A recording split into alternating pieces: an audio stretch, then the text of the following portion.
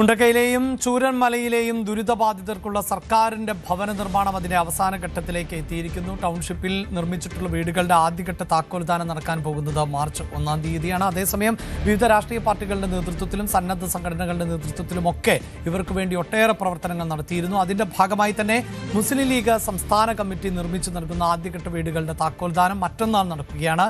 മുസ്ലിം league സംസ്ഥാന president Sayyid Sadiq Ali Shihab Thangal ആണ് ഉദ്ഘാടനം നിർവഹിക്കുക. ചടങ്ങിൽ വയനാട് MP പ്രിയങ്ക ഗാന്ധി മുഖ്യാതിഥിയുമാണ്.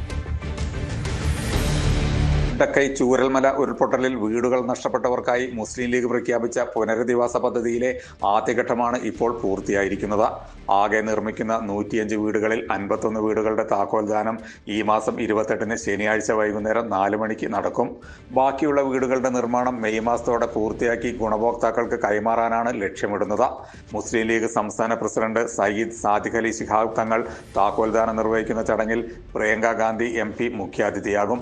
മുസ്ലിം ലീഗ് ദേശീയ ജനറൽ സെക്രട്ടറിയും പ്രതിപക്ഷ ഉപനേതാവുമായ PK കുഞ്ഞാലിക്കുട്ടി, സംസ്ഥാനത്തെ മറ്റ് പ്രധാന നേതാക്കൾ, MP മാർ, MLA മാർ തുടങ്ങിയവർ ചടങ്ങിൽ സംബന്ധിക്കും. മുണ്ടക്കയിലെയും ചൂരൽമലയിലെയും ദുരന്തബാധിതർക്ക് 105 വീടുകൾ നിർമ്മിച്ചു നൽകുമെന്നായിരുന്നു പാണക്കാട് സയ്യിദ് സാദിഖ് അലി ശിഹാബ് തങ്ങളുടെ പ്രഖ്യാപനം. ആ പ്രഖ്യാപനത്തിൻ്റെ സാക്ഷാത്കാരത്തിന് ഇനി ഏതാനും ദിവസങ്ങൾ മാത്രമാണ് ബാക്കിയുള്ളത്. ആദ്യഘട്ടത്തിൽ 51 വീടുകളുടെ താക്കോൽദാന കർമ്മമാണ് ഈ ഫെബ്രുവരി 28-ന് നിർവഹിക്കാൻ പോകുന്നത്. ലീഗ് നിർമ്മിച്ചു കൊടുക്കുന്ന വീടിൻ്റെ ഒരു പ്രത്യേകത, നേരത്തെയൊക്കെ സർക്കാർ ഉണ്ടാക്കി കൊടുക്കുന്ന വീടെന്ന് പറഞ്ഞാൽ 600 സ്ക്വയർ ഫീറ്റ് വീടായിരുന്നു.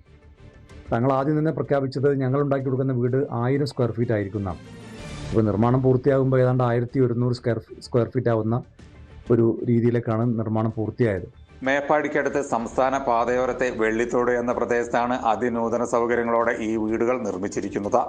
1064 ചതുരശ്ര അടി വിസ്തീർണമുള്ള ഓരോ വീടുകളിലും 3 ബെഡ്റൂമുകൾ, hall, sit out, kitchen, work area, 2 ബാത്റൂമുകൾ എന്നിവ ഉൾപ്പെടുന്നു. ഭാവിയിൽ ഒരു നില കൂടി പണിയാൻ സാധിക്കുന്ന വിധത്തിൽ ശക്തമായ അടിത്തറയോടെയാണ് വീടുകൾ നിർമ്മിച്ചിരിക്കുന്നത്. മഞ്ചേരിയിലെ നിർമ്മൽ കൺസ്ട്രക്ഷൻ കമ്പനിക്കായിരുന്നു നിർമ്മാണ ചുമതല.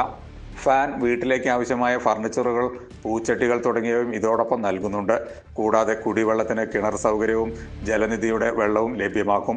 ഉദ്ഘാടന ചടങ്ങിന് ശേഷം നടക്കുന്ന ഇഫ്താർ വിരുന്നോടെയാകും പരിപാടികൾ സമാപിക്കുക. ജയരാജ് ബത്തേരി, ന്യൂസ് 18 വയനാട്. കൂടുതൽ വാർത്തകൾക്ക് news 18 Keralam YouTube channel subscribe ചെയ്യുക.